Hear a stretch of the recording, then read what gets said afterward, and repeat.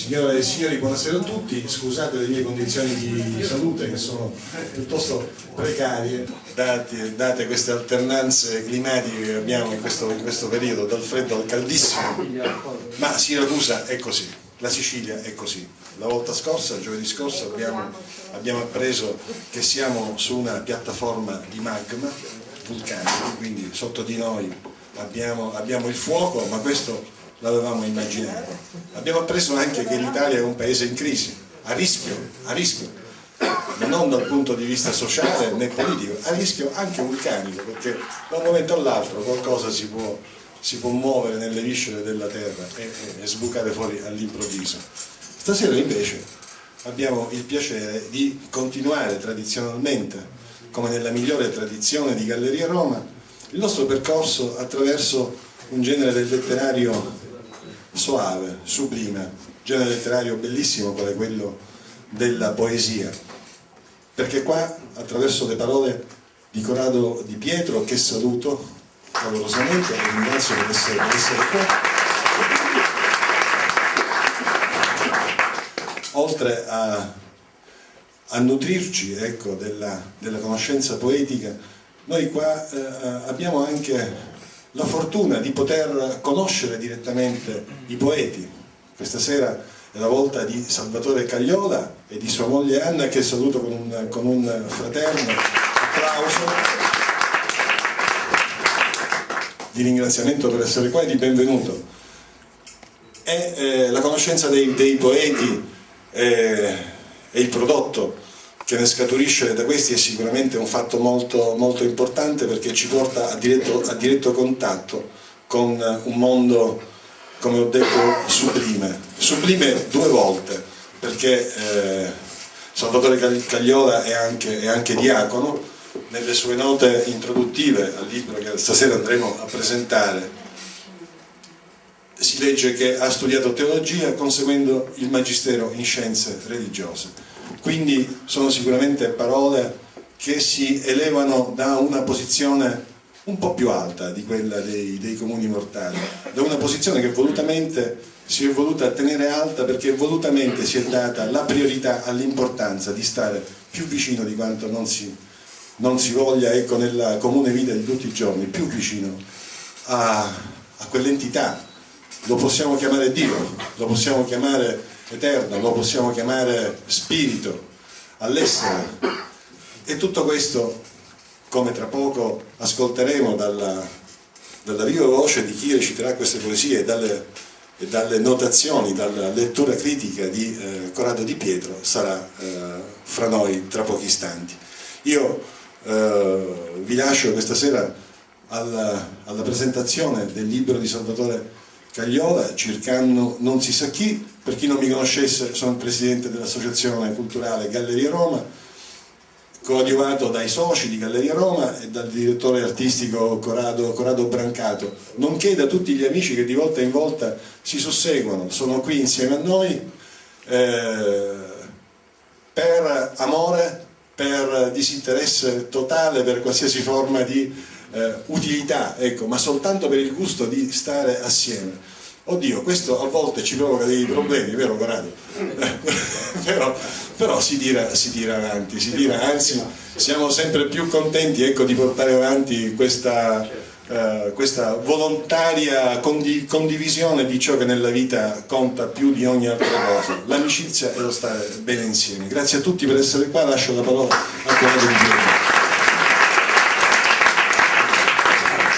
Grazie a voi innanzitutto, perché ogni volta siete numerosi e io lo prendo come un auspicio, un augurio, perché programmare degli incontri di poesia è sempre una cosa difficile, non tanto per me, che bene o male insomma ci vivo, ma quanto per gli altri che ascoltano in un momento in cui la poesia non ha uno spazio adeguato e non ha quasi cittadinanza.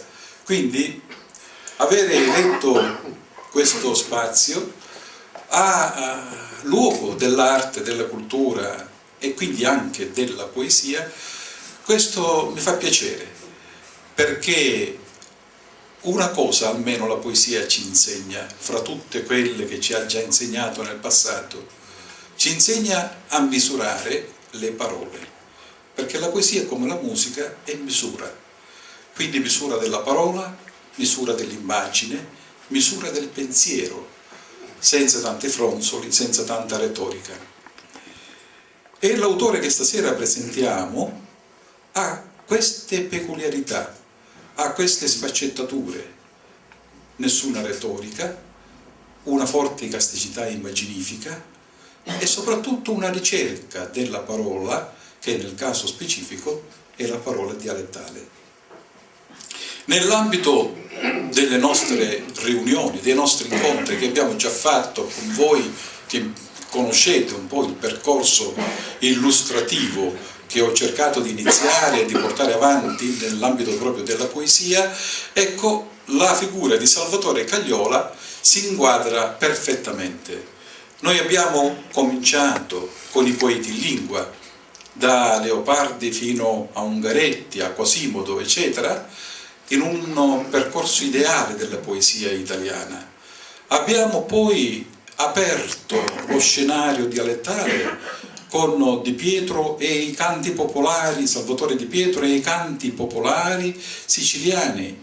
Quindi stiamo camminando ancora avanti nel tempo e ci stiamo stasera soffermando su una figura particolarissima della poesia siracusana, della nostra provincia, Salvatore Cagliola, vecchio poeta, passatemi il termine vecchio, nel senso buono e nel senso proprio del tempo. Vecchio poeta perché con la poesia lui c'è nato. Io che lo conosco da quando eravamo ragazzi, ve lo posso assicurare, ha vissuto lungamente con questa sposa, accanto con questa amante, che lo ha preso in certi momenti in modo totale, fino a quando un'altra amante non è venuta, non la mi voglia la moglie di tutto questo discorso, però chiaramente qui si sta parlando di innamoramento, si sta parlando di passione e si sta parlando di convinzione, non tanto di sentimento, di sentimentalismo, quanto di convinzione. E abbiamo detto quindi la poesia, e poi è venuta anche quella che lo stesso poeta chiama la conversione, in una stupenda lirica che stasera tratteremo. Quella conversione che non è la conversione perché prima era ateo e poi diventa credente, no, ma è una conversione, una metanoia, cioè dire un rinnovamento generale dello spirito che da uno stato, chiamiamolo così, civile dell'esistenza, passa a uno stato spirituale, religioso dell'esistenza. Ma sono temi che svilupperemo con più calma. Cercando non si sa chi, questo bel libro con una stupenda copertina tratta da un quadro di Salvatore Dugo, del pittore bacrense Salvatore Dugo, è pubblicato per le edizioni di Morrone Editore, che è sempre attento a queste forme d'arte squisitamente letterarie. Ecco, questo libro, questa pubblicazione si inquadra anche questa nella mia collana, una collana che sto curando da parecchio tempo e che si chiama Phoenix, la Fenice che risorge, e che appunto raccoglie testi d'arte, di prosa e di poesia, ma testi che hanno un impegno artistico. Ecco perché ho voluto che questo libro fosse inserito nella collana che io stesso curo. Lo tempo è una cianciana casona, appisa anche ovo di soli, e piano piano, senza sbaglio, perse lo battaglio. Ho voluto cominciare con questa poesia breve, però incisiva, forte, perché apre lo scenario non solo del mondo poetico del nostro, ma lo scenario dell'esistenza, il tempo. Ed è da questo grande scenario, da questo grande campanile dove suona la campana, suona le ore che poi scandiscono il tempo, ecco, da questo campanile che si annuncia la parola di Salvatore Cagliola. Parola appesa a un chiodo di sole, così come il tempo.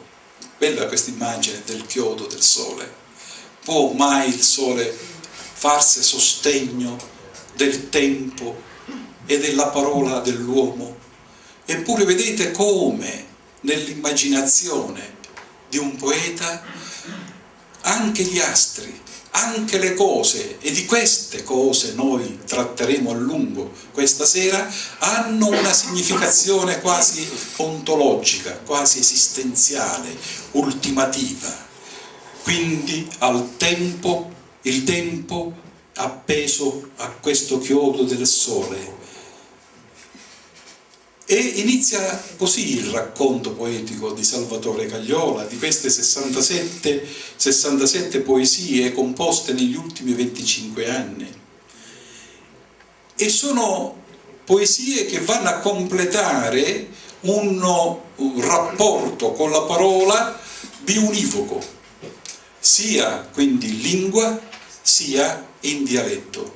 La scelta della lingua non è secondaria. Una poesia o nasce in italiano o nasce in siciliano. Ogni volta che si deve fare la traduzione dall'una all'altra lingua è sempre un'operazione delicata, è sempre, come si dice, un tradimento.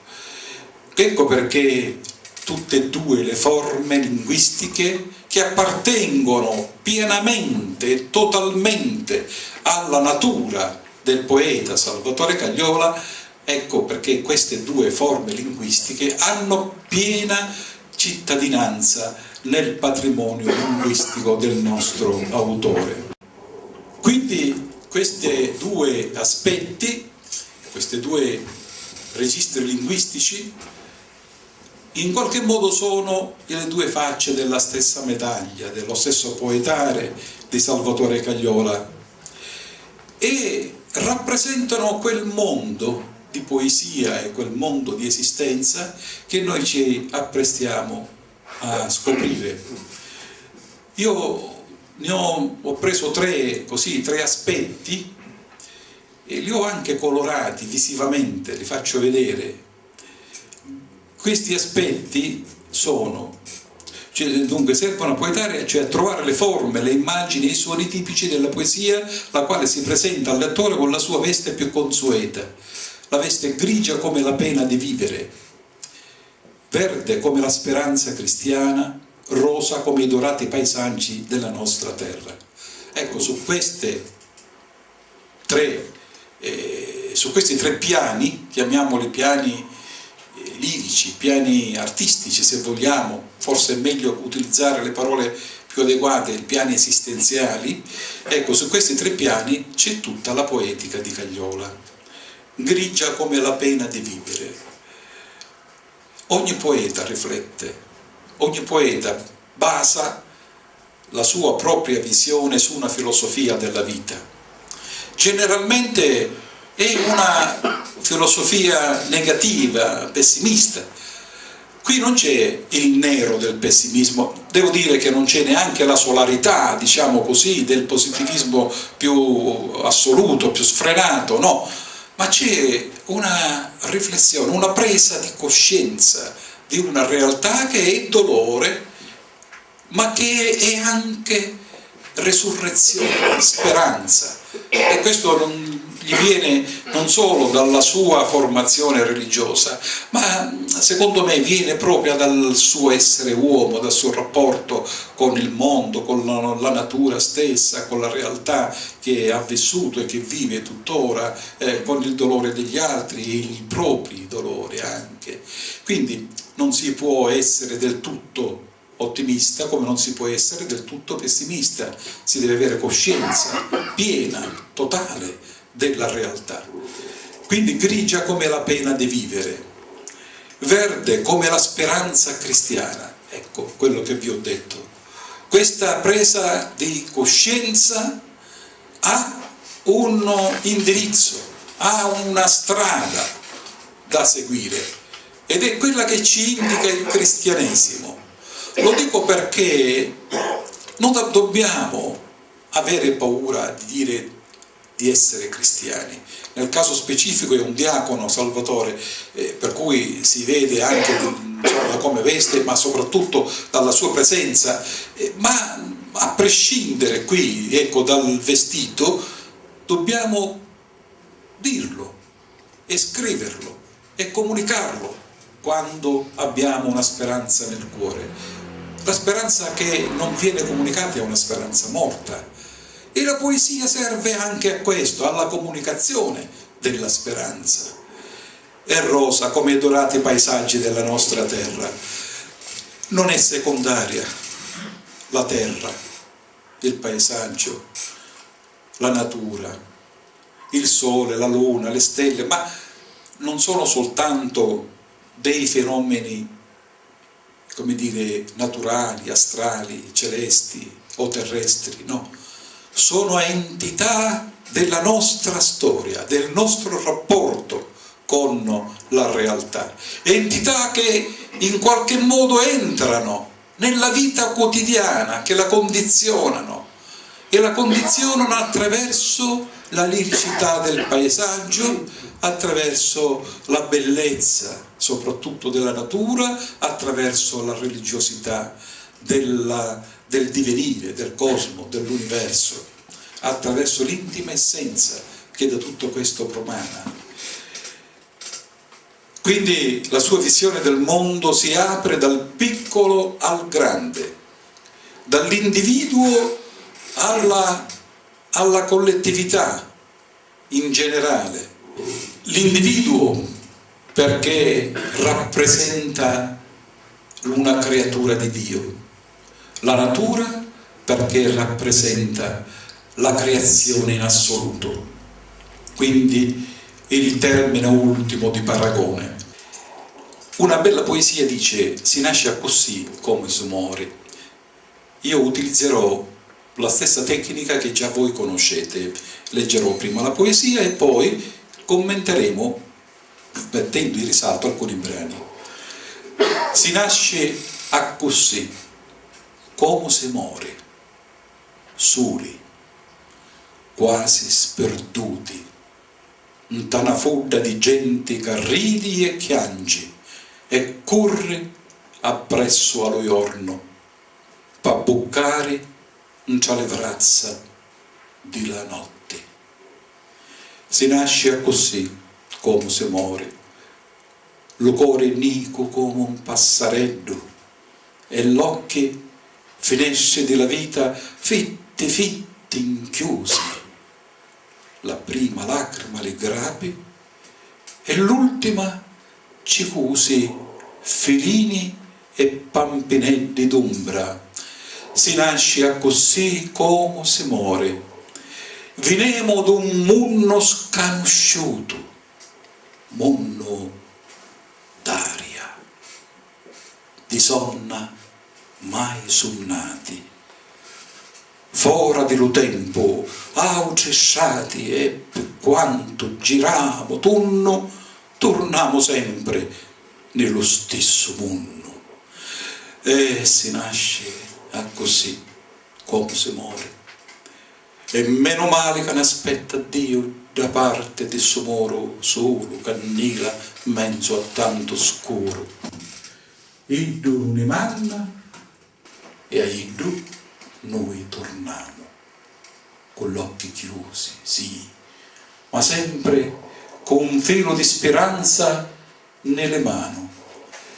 Vedete come da una riflessione semplice, quasi scontata quasi, c'è tutta una peregrinazione ideale, fantastica, quasi surreale a volte, perché porta l'individuo in una dimensione altra, in una dimensione soprannaturale, di rapporto col destino, con la sorte, con Dio, con la morte, in quella dialettica che si svolge sempre fra vita e morte, soli, quasi sperduti. Questo sentimento della solitudine, del perdersi, è un motivo ricorrente nella poesia italiana. Basterebbe pensare a Leopardi, ma lo stesso Ungaretti, di Soldati, vi ricordate? Oppure l'ultimo Quasimodo, ma tantissimi, Pavese e tanti altri, lo stesso quello che è stato ucciso poi, lo stesso Pasolini nei Canti di Casarsa. Ecco, questo sentimento della morte, questo sentimento della solitudine, in qualche modo ha vinto i poeti italiani. Ma qui c'è qualcosa di più, qui c'è sperduti, un termine dialettale che ha due ambiti semantici. Il primo è quello del perdersi, cioè vagare, girare senza una meta, essere sperduto, sperso. Il secondo ambito semantico è quello dello spirito, del fantasma, sperduto come i fantasmi, da spirito, perché la radice poi semantica è la stessa. Come vedete, questi due rapporti semantici ci danno la dimensione di una solitudine esistenziale, cosmica, in cui vita e morte coincidono. Del resto soli nasciamo veramente e soli poi moriamo. Da una fudda di gente che ridi e chianci. E è bello questo rapporto col mondo. Il mondo rappresenta la storia che si evolve, che cammina, con tutti i suoi accadimenti, con tutte le sue trasformazioni. Questo mondo che ride e piange, nel ridere e nel piangere ci sono tutte le forme della gioia e del dolore. Veniamo da un mondo sconosciuto, mondo d'aria, di sonna mai sonnati. Da dove veniamo?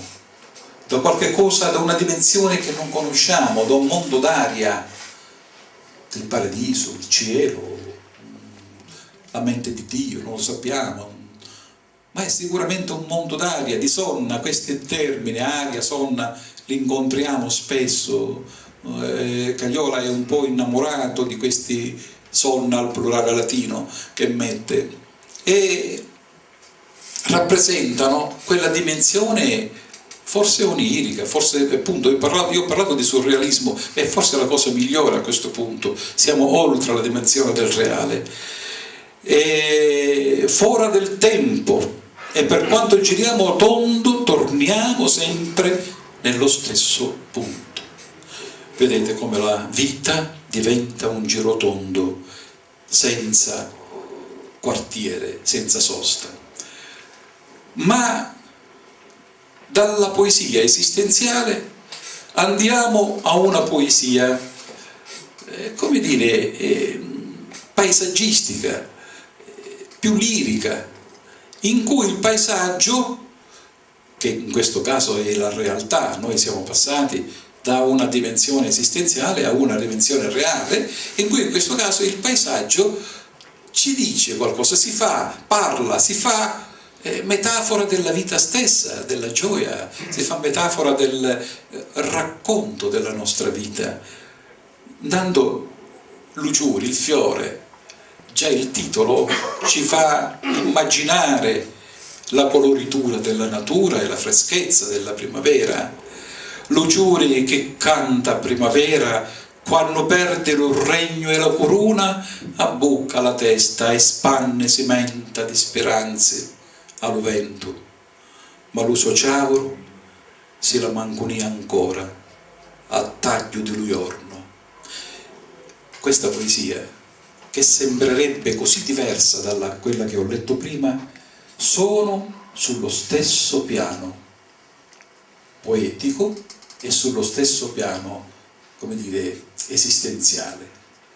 Perché anche in questa poesia c'è quella solitudine che noi avevamo citato, ed è alla fine, ma lo so giauro, si la manconi ancora a taglio di luiorno, quando finisce il giorno tutto scompare nelle prime nebbie della notte, nelle prime tenebre, rimane quel profumo. Ricordatevi, quel profumo è la stessa vita dell'individuo che rimane anche dopo la morte, quando viene la famosa notte, quando viene la notte, e quindi ci porta verso quella che qualcuno chiama perdizione e quella che altri chiamano vita nuova.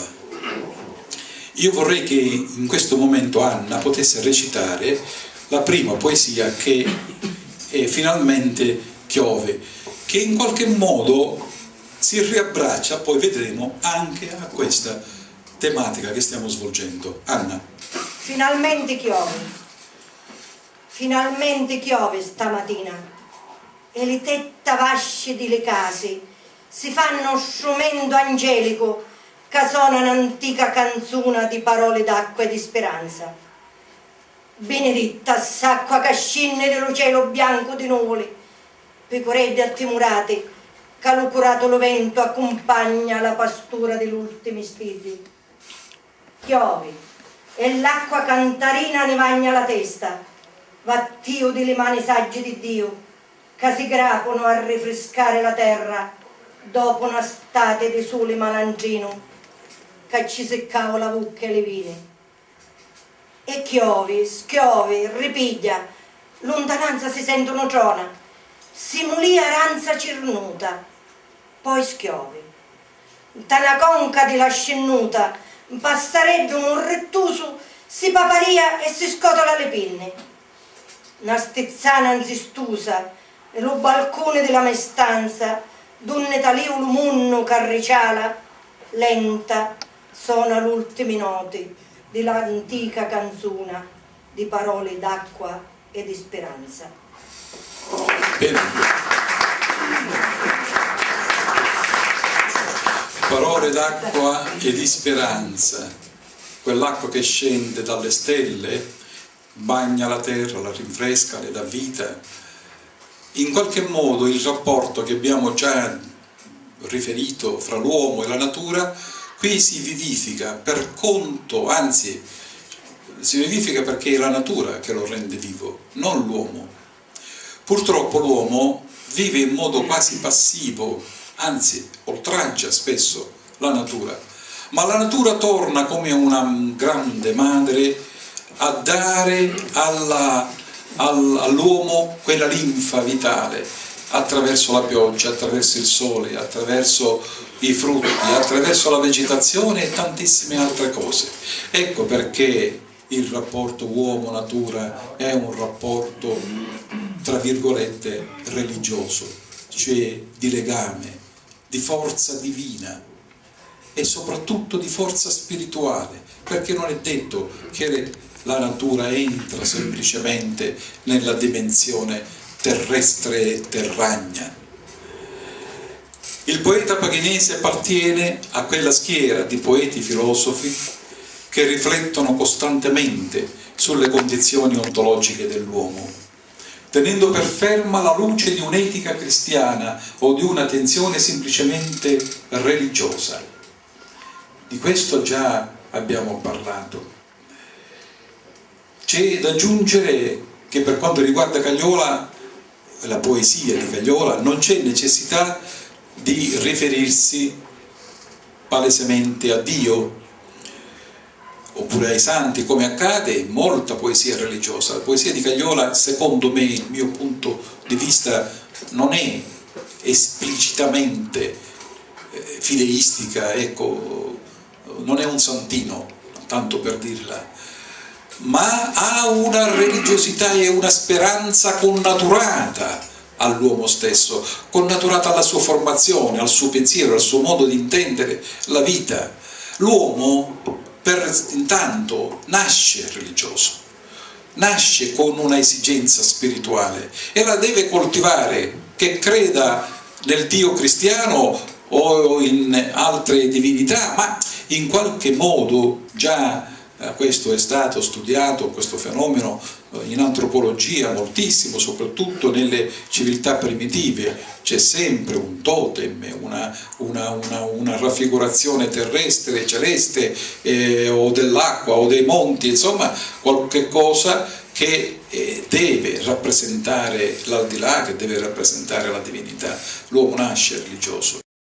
Nel poeta invece di oggi questo sentimento è un sentimento invece di, come dire, di appartenenza, ecco, proprio così, di appartenenza.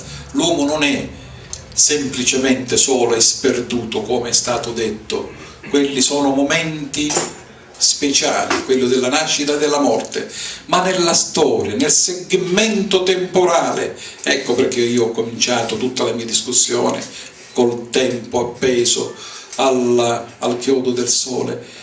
L'ho cominciata per questo, nel segmento temporale della storia individuale e collettiva dell'umanità c'è spazio per la religiosità, per questo rapporto con Dio.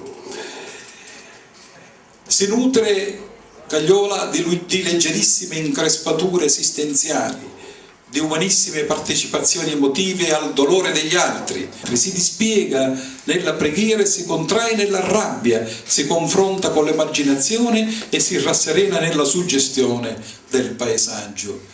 Una delle note più belle, più caratteristiche anche di Salvatore Cagliola è quella di guardare agli umili, agli emarginati, ma ripeto, non perché sia un diacono. Questo del diaconato è venuto dopo, io conosco Salvatore da prima del diaconato, e questa attenzione all'emarginazione, agli umili, agli spostati, a coloro che erano rifiutati dalla società, c'è stata sempre nelle poesie di Cagliola, ma a parte anche nelle discussioni, nella sua vita privata. E in questa poesia che ora Anna vi leggerà vedete come tratta un personaggio umile e con quale delicatezza, con quale sensibilità, non solo poetica ma soprattutto umana. Zula Pappaiola. Zula Pappaiola era un passerello senza nido, che cercava moltiche di pani e di suli mezzo all'estate, una frasca di vento, e non ci fu mai un diavolo, un santo, che ci desse una mano.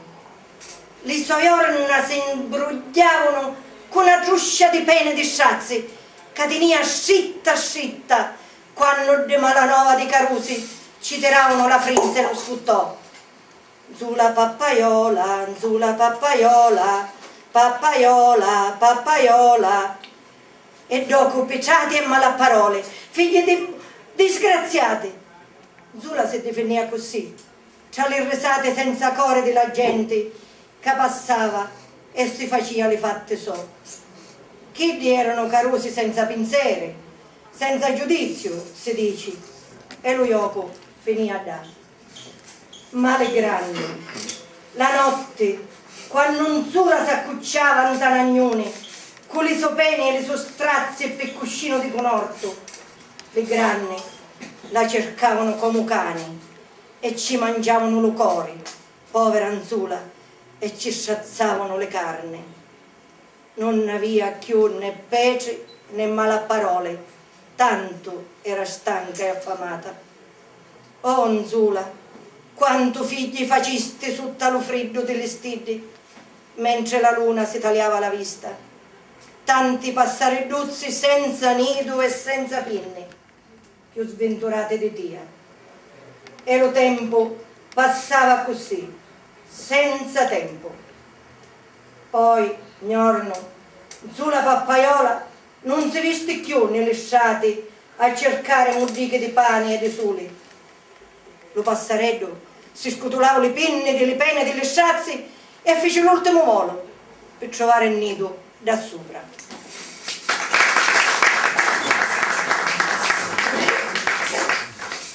Abbiamo parlato di conversione e qualche accenno già l'abbiamo fatto al cambiamento di uno stato d'animo, di uno stato esistenziale, umano, anche di una presa di coscienza nuova alla luce del cristianesimo, quindi di un impegno cristiano.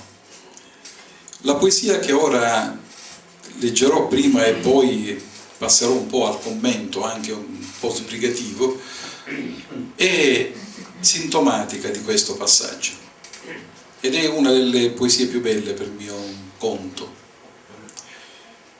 Io, c'era aquila di monti, con becco duro e petto malangino, e volava in faccia allo sole, onde di cime sperciano le nuvole, le pinne e la sorte mi vose cangiare e mi fece gabbiano di mare.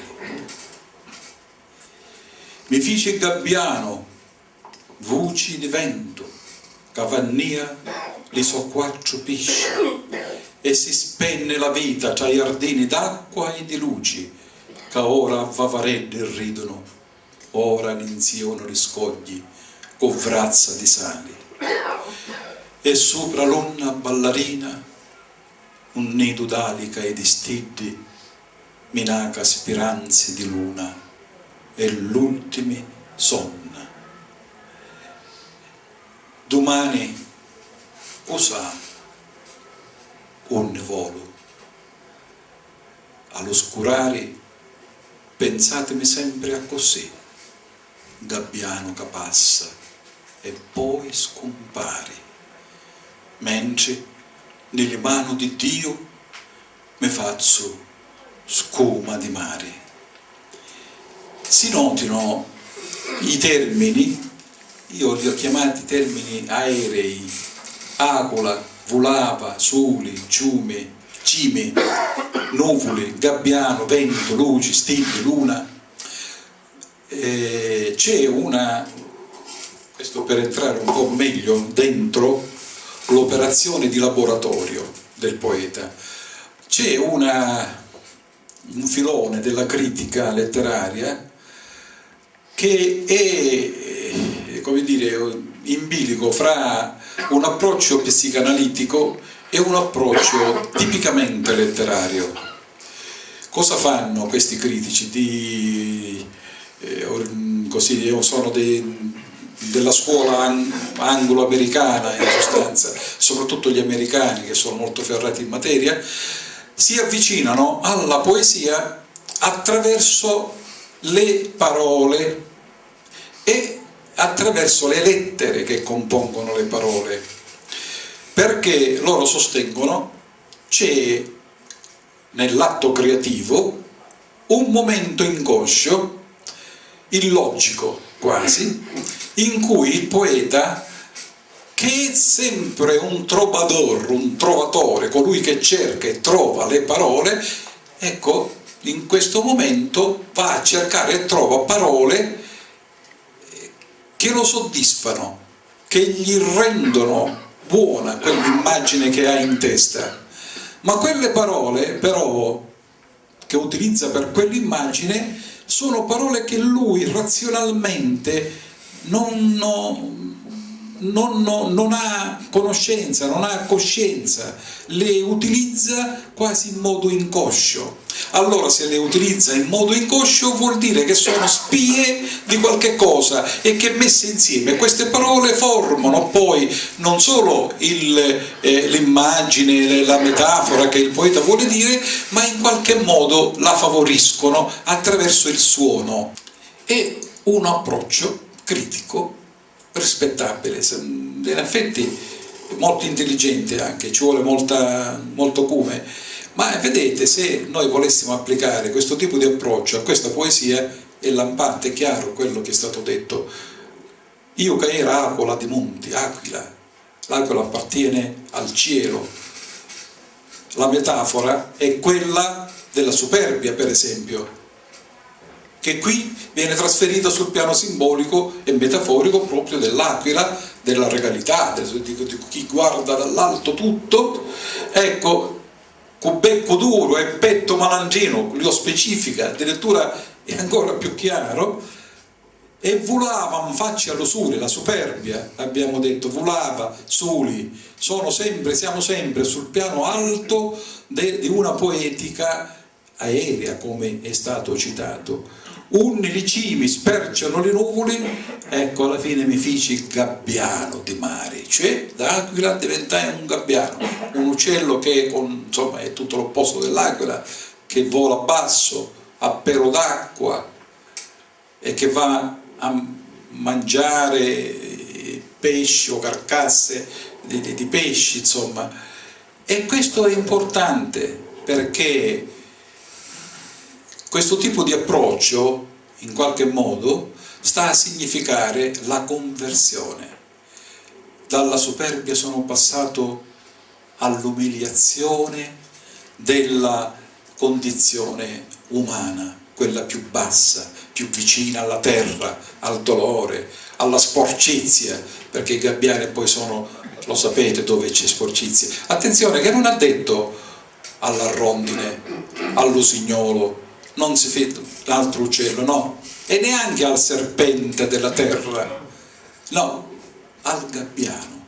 Siamo sempre su un piano ultraterrestre, però questa volta siamo proprio a pelo. Vedete, le parole nella poesia sono importanti. Non siamo davanti a un romanzo per cui c'è un fiume di parole che scorre e noi dobbiamo prendere un po' la storia. La poesia non ha storie da raccontare, ha sensazioni, ha emozioni, ha percezioni, ha ambiti a volte umbratili proprio. Gabbiano nelle mani di Dio o gabbiano di Dio.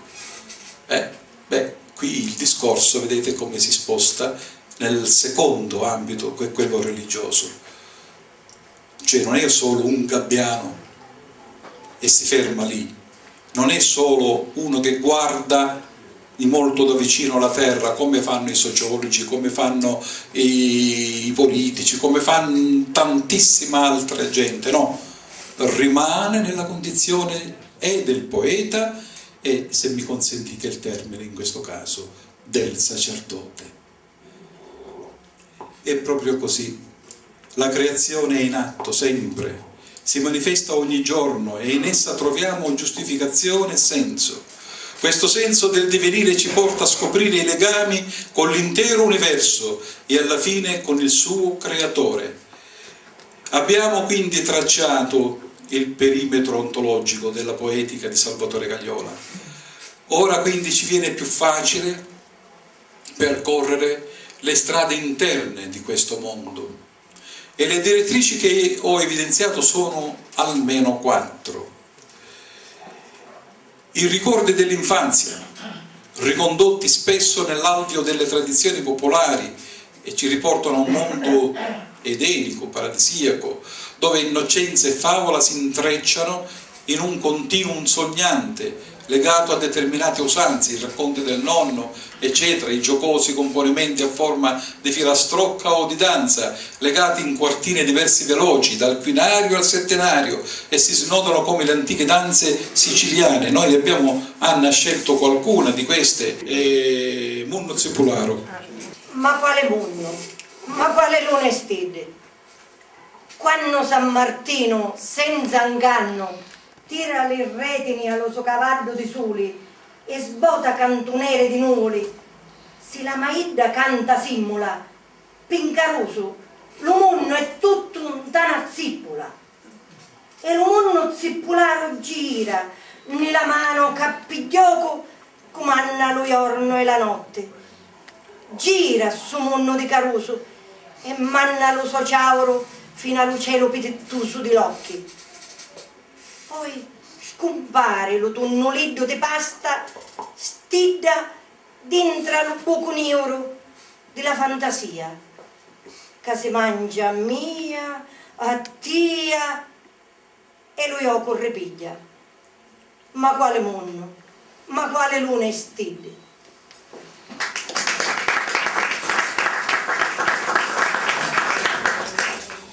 Innareddo, vagnateddo, affreddateddo, lu cappotto abbottonato, lu cappello annuvolato, chiovi, tira vento, lampe, trona, da momento, sole picca, tanto ielo, sempre nivoro lo cielo, va girando poveretto, cio, lo passareddo, gira tutta la vanetta, appena sola mordichedda, una vocedda, una chiamata, ancomincia la giornata, coi vicino, coi lontano, si travaglia mano a mano.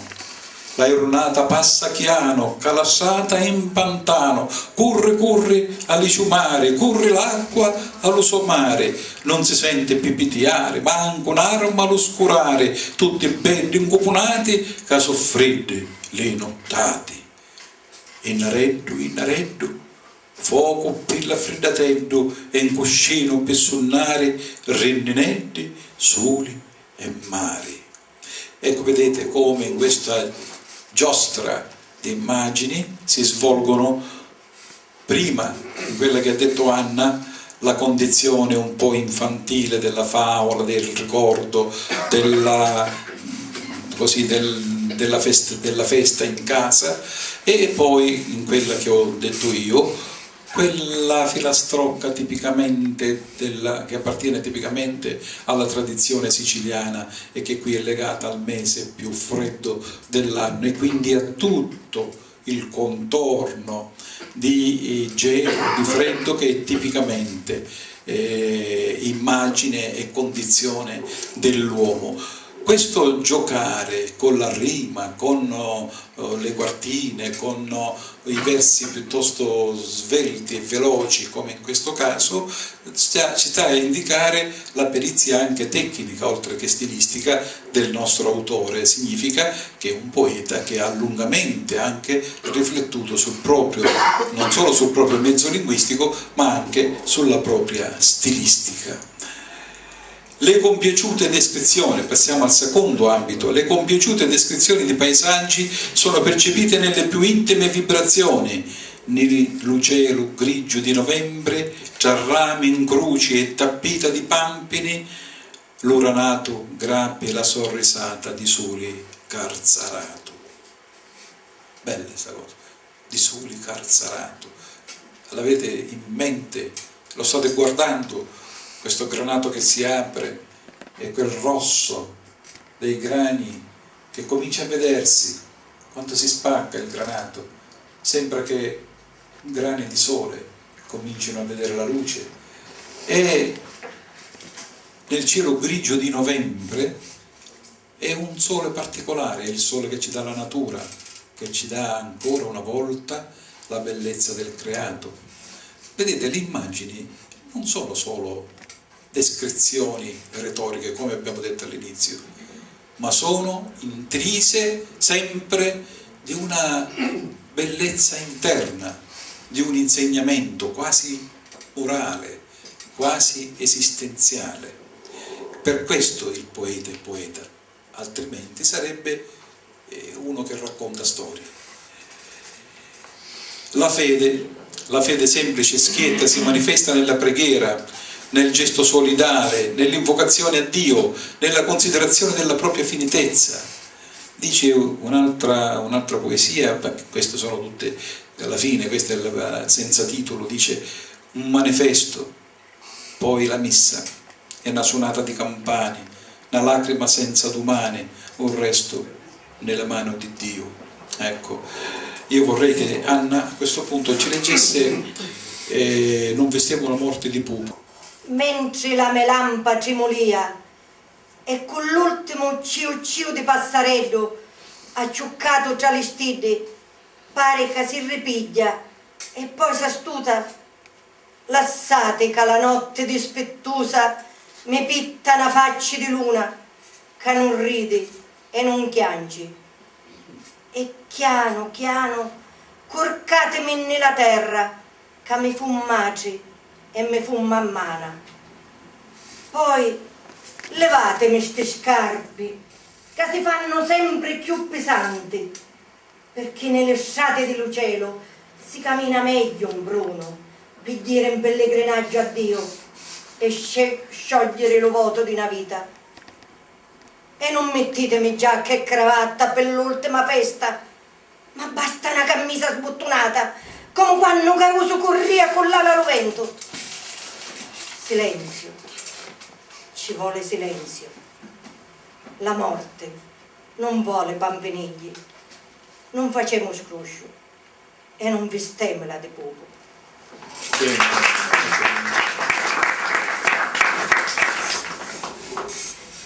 La quarta direttrice della poetica di Salvatore Cagliola è quella che abbiamo chiamato sin dall'inizio la presa di coscienza individuale e sociale. Ora noi vi leggeremo due poesie, la prima è Susemene la mattina e la seconda, che la dirà Anna, è Lupara, che tu già hai. Sì. Ecco, questa Susemene la mattina fu scritta in occasione, se vi ricordate, molti anni fa, della presunta installazione dei missili a Comiso, nell'aeroporto di Comiso, e ci fu tutta una sollevazione popolare, se vi ricordate, eccetera. Ecco, è una poesia che appartiene più all'ambito etico e non all'ambito della protesta sociale, mentre nella seconda abbiamo una presa di coscienza di un altro fenomeno, che è quello della mafia, appunto. Susemone la mattina, come frumento che si spinge di la terra a cercare l'usuli, e camminamo un nello vento di la malanova, covao ova di palumme e figliao testi di vipili. Susemone la mattina, camminamo e chiantamene da, come banneri di vittoria, scippamele si spini di lucore di Comiso, e seminamoci amori, ca chiangi, ridi e canta e spacca l'ucero di la notte. Susemone la mattina e camminiamo come camminano le santi, senza scanto e senza vanto, ca lo popolo non si può fermare quando la storia toppolia alle sue porte. Susemone la mattina e camminiamo con la fede scritta nel petto, che lo popolo non si può fermare. E se la fauci della morte ne taglia e la rota della mala sorte ne macina, poi ogni goccia di frumento che cade nella terra, 1000 picciotti nascono e si spingono audi e cercano sempre lo sole. Susemone la mattina. L'altra, Lupara. Lampo, no botto, una paparina di sangue.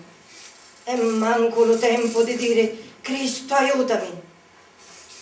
E naucianeddo di palumma sparata nello cielo dell'ultimo volo, allonga sta coddana di morte che n'affuca lo coddo a tutti noi, tinti e buoni, figli di sta terra amara, che non potte trovare pace. Lampo, no botto, una paparina di sangue, e manco lo tempo di dire Cristo aiutami. Ora che le mie orna suggittate dal rere di sto muro, macinati come frumento che un puto alle varaglie dello sole di giugno, contateli a uno e dicitelo a tutti che si può sempre grapere gli occhi a naucio mattino.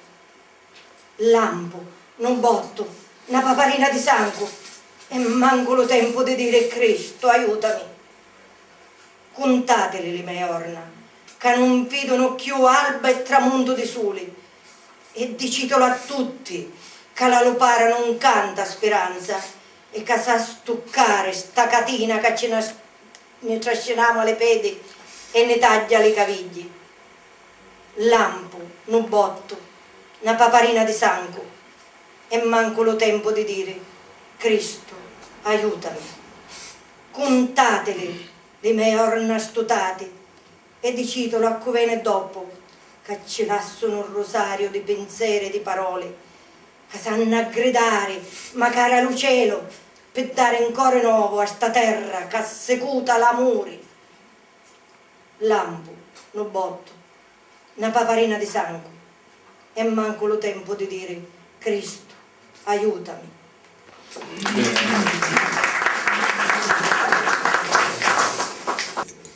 Quindi, come vedete, questi 4 aspetti, dai temi giocosi e fanciulleschi, tradizionali, alla natura, al paesaggio, alla religiosità, all'impegno sociale, abbracciano, come vedete, quella storia, quel segmento di storia che va fra la nascita e la morte di ognuno di noi, ma che va anche fra la nascita e la morte delle società in genere, dei periodi storici, delle epoche.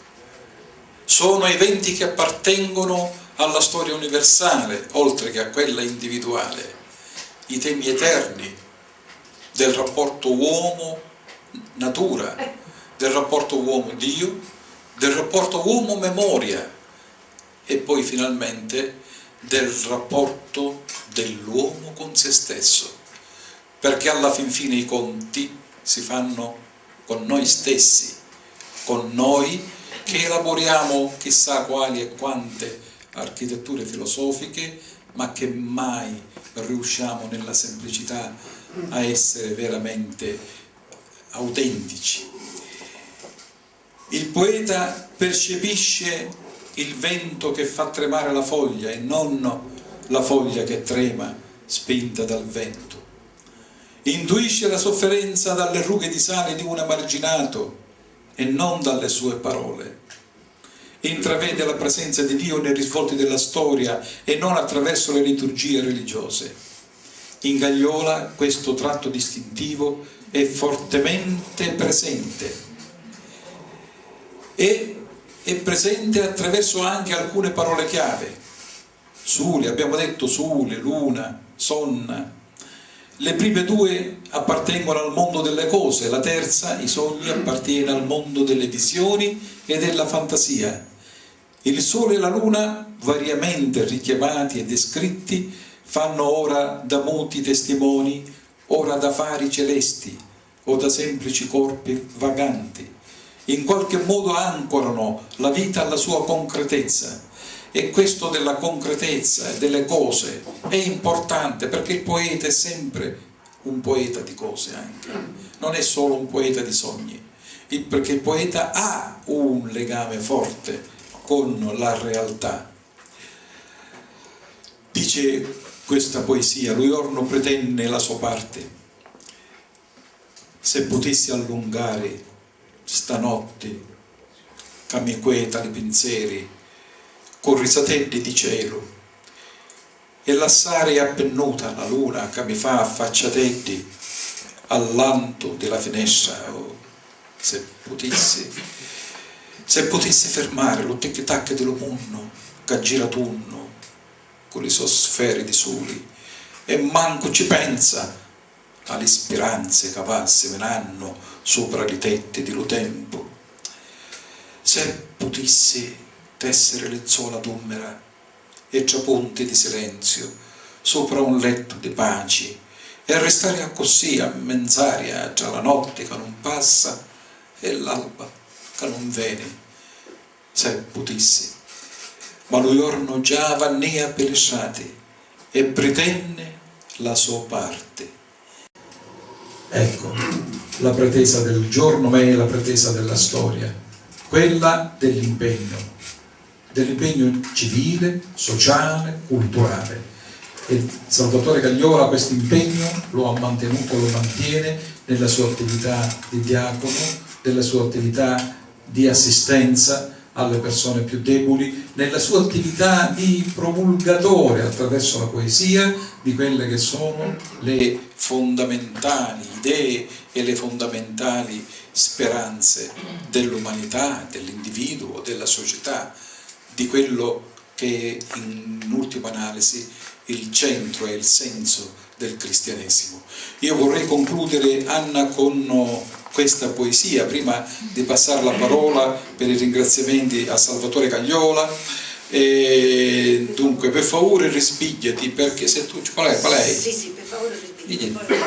E poi queste due, sì, per favore rispigliati, dell'altra è... Portiamo tante pene con noi. Ah, ecco, portiamo tante pene con noi, sì.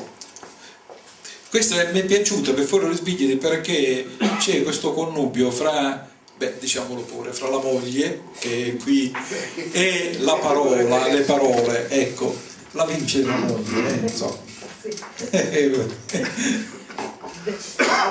Mi scuserò dopo, perché io non sono né una legge, né sono semplicemente No, legge una che per colpa sua sono stata guidata in queste situazioni. Allora, per favore risvegliati.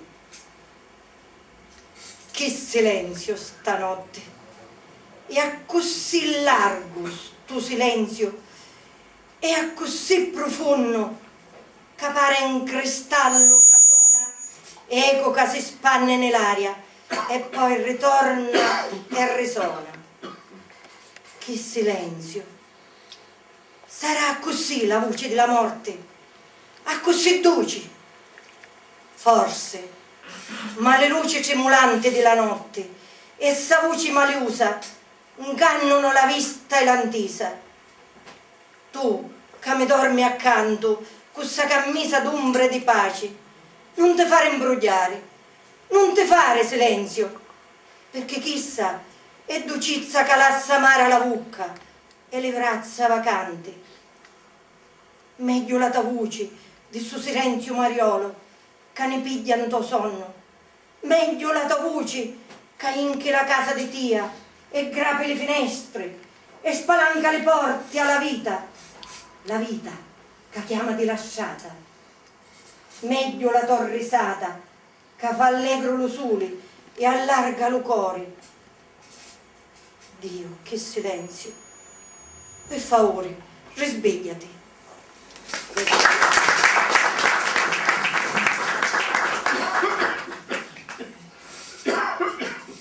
Questa permettetemi di dedicarla veramente un po' a tutti noi, perché ognuno di noi ha una sofferenza interiore, ma soprattutto a quelli che per far fronte alla sofferenza devono inghiottire, come si dice, il rospo e piangere di nascosto. È qualcosa che a ognuno di noi è toccato passare nella vita. E portiamo tante pene con noi, ammucciate darrere una faccia di soli risulenti e vagabundo, che senza tanti pensieri fa la sua corsa di sempre e assecuta le orne e le notti. E noi a correrci appresso, trascinando catini alle pedi, facendo quasi finta di niente, che la giornata ne scappa di mano e avemo a giro lontano. E portiamo tante pene con noi, su le morti che ne parlano ancora, le morti che non potremo abbracciare, le dolora alle carne tormento che hanno torciuto, stuccato ste povere nostre quacciossa come un rame sbattuto do vento, su le ferite mortali allo cuore, le incottumi affocate di larma, le pennole amari agghiottuti, le precipizi nei locofurdoni e le chiante chiangiute alle agnoni. E portiamo tante pene con noi. Ma tu, Signore, raccoglieli tutti e fanni aria per ricciolare quando ne manca la forza, luciato e la volontà di campare, che siamo troppo stanchi, sfinuti e non le potremo più sopportare. Fanne oro lucente, prezioso, per cattarne ora, caiuso, insonno una caloro di cielo, risiato con orto di paradiso. È la speranza di sempre, che rifresca l'arma e lo cuore, tenera, duci, più grande di tutte le pene, e non muore, non muore, non muore. Prima di concludere ringraziare per la vostra attenzione, devo ringraziare la Galleria Roma che ci consente ogni volta di parlare di poesia e di presentare dei poeti veramente interessanti, e devo ringraziare il presidente Salvatore Zito che ci ospita, Corrado Brancato, l'anima un po' ormai, come dire, si identifica con la Galleria Roma come il sole si identifica col giorno, e devo ringraziare in modo molto particolare Salvo Trommino, che è il nostro operatore ed è colui che ci immortala e ci rende eterni attraverso la cinepresa.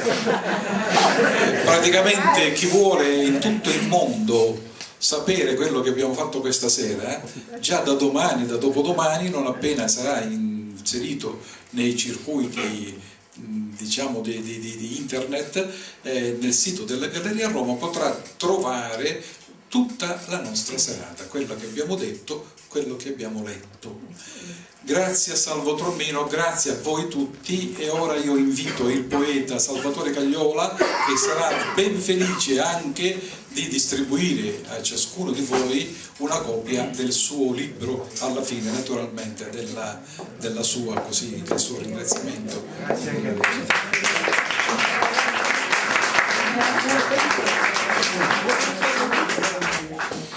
Ho bisogno di un microfono, No, forse... No. Ecco, io che non ho telefonino, che non ho computer, che non ho internet, ahimè, sono finito in internet. Grazie a Corrado, che non sono lui, che mi ha buttato qua dentro. Ma io te lo ringrazio. Ecco, io il ringraziamento a te li farò dopo. Ma ti dico, no, ti dico che mi ha commosso l'introduzione che hai fatto al volume, e te lo disse subito. Però io non sono tutto questo, io faccio solo poesia, devo dirlo così, con estrema semplicità. Ci sto scherzando un po' su, tu lo capissi, ma insomma voglio essere, consentito una parola umile. Tu ci trovi tutte queste cose, devo dire, giustamente. Non credere questo. Sì. Io faccio solo poesia. Vabbè, sto scherzando, Corrado mi conosce anche l'altro Corrado. Abbiamo fatto tanto lavoro assieme al tempo del gruppo 6. Sta tornando il tempo di una volta. Speriamo che ci sia qualche altro momento. Dobbiamo riprendere. Ma prima di ringraziare, ringrazio. Ma se io non recito, no, certo, ringrazio in questo senso. Io vi reciterò alcune poesie in lingua siciliana, passatemi la parola, come dice il libro, e non in dialetto, in lingua siciliana. E l'ultima sarà una poesia in lingua italiana, perché come io già ho preannunciato il giorno che avete portato il libro, è praticamente pronto, il materiale c'è, un altro libro in italiano, il cui titolo sarà I canti del borgo. Perché? Perché in estate, quando io vado al mare e mentre tutti sono in mezzo all'acqua, come io l'acqua la trovo anche il 15 di agosto, fredda, salata, per sua natura umida, e ahimè non so fino a che punto pulita, io me ne sto, faccio una bella passeggiata, una lunga passeggiata sulla spiaggia di Spinazza che è accanto al Marzamento, poi mi metto sotto l'ombrellone in pantaloncini e magliette e camicie, che non mi va di denudare per mia natura, anche perché non tanto perché lo dice il diritto canonico che anche il diacono deve avere un atteggiamento consono al suo ministero, ma non mi pare rispetto agli altri, per carità, ci mancherebbe, ma cerco di essere a mezza strada. Questa poesia che ora leggo, ecco perché i canti del borgo, perché il borgo è Marzamento, lo intuite. Questa poesia che leggo è nata, lui lo sa, nella sua casa a mare, mentre tutti dormivano, io ero sulla veranda, vedevo, ascoltavo, sentivo, meditavo e scrivevo. L'ultima notte d'Augusto. E come sempre, l'ultima notte d'Augusto si nevava. con sciocco fuoco di stiddi che saluta la festa della stati e brucia vampariglie di sonna assicutati come lacci su paprai pettati di sole. Una luna di vinazza scioglie lo suo velo di nuvole, che bella, fa la smorfiosa al balcone di luna e tutte la taliano sciantusa. Lo vento cazzannia e va satanno, scalianno curioso ognoni d'ombra, ciacannito terra e mare, ma la nuova di Caruso, ma che vuole mai trovare? Si ferma, ascuta l'eco di una voce lontana, che s'astuta, c'ha le poi e le fonnati, e si mette poi a cantare, serenati, azzeccatette di una volta. Vene, ciato mio, scocca di giglio, vene in giastre frazze e non pensare, lo tempo passa e non può tornare. Eppure, quanto pensiero e che core, per la statica amore, senza lamento nella sua bocca di paparina, senza una lacrima dentro le profonde occhi chiari. Ai, come sul lontane le rinene, che tagliano fedde dal solo, per contare faula lo nido, di corsi in cielo di panzichini, e la voce senza voce di lumare, che ti carizza quieto lo senzio, e quasi ti fa scordare d'essere nato per morire ogni estate che passa. Ai, come sul lontane le rinene, e la voce senza voce di lumare.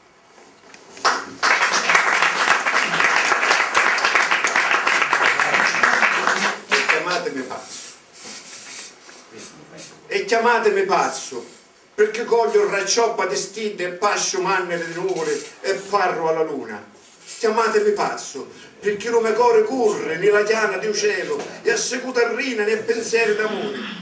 Chiamatemi pazzo, perché mi faccio filo d'erba che mano raccamate di vento accarezzano. Sì, sogno pazzo, pazzo di Dio che mi fece uomo, uomo assetato dal solo, che talia lontano, un ne nasce e un ne corda allo sole. Sì, sogno pazzo, pazzo di Dio, che non mi fece maestro, o principe, o verdano, ma solo uomo, uomo, bastato di terra e di luci, come un giuro di ginestra che spacca la pezza e ride.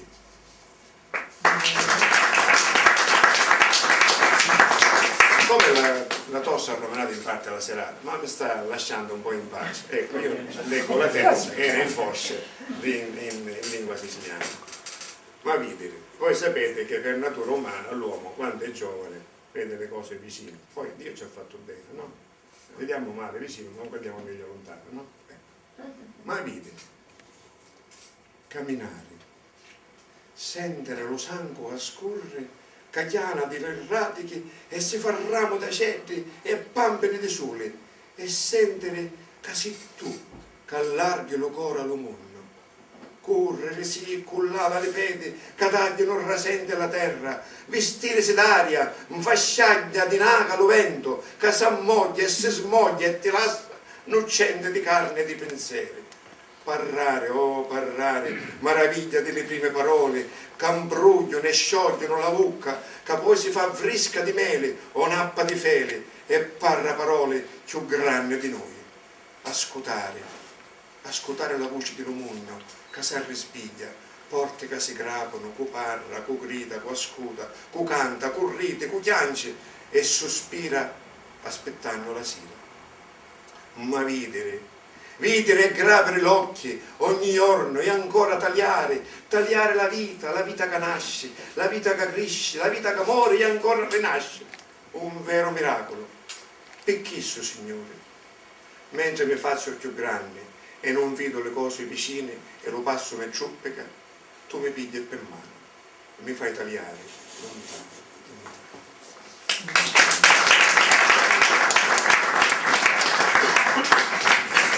I canti del borgo.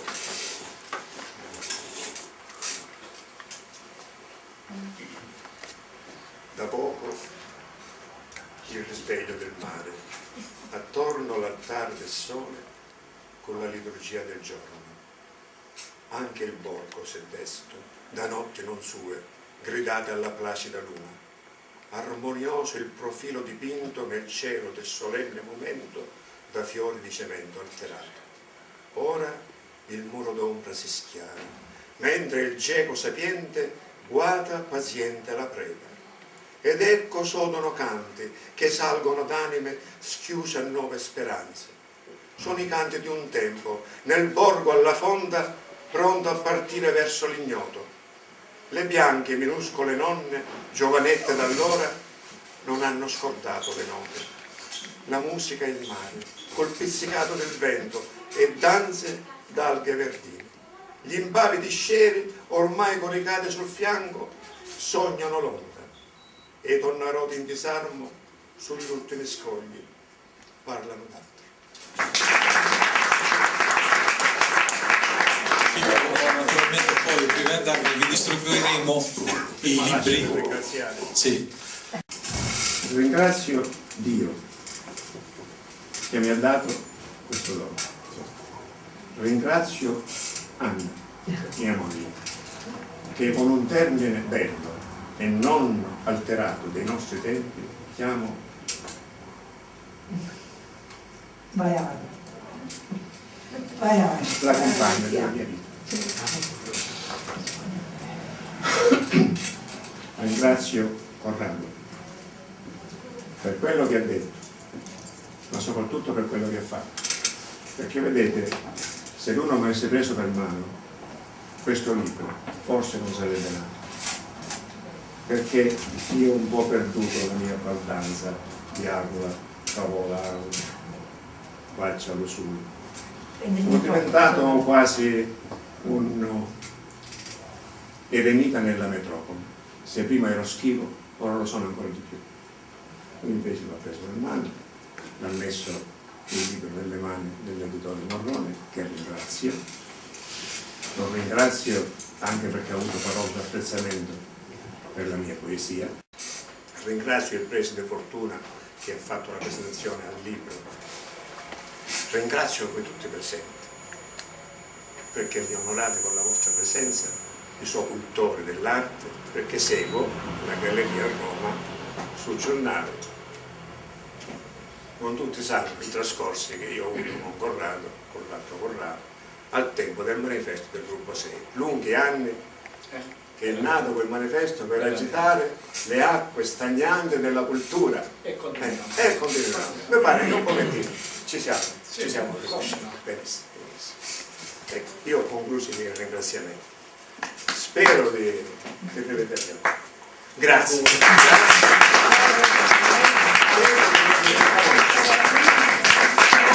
Se ho dimenticato qualcuno, me ne sono ringraziato, ma vi ringrazio tutti dal profondo del cuore.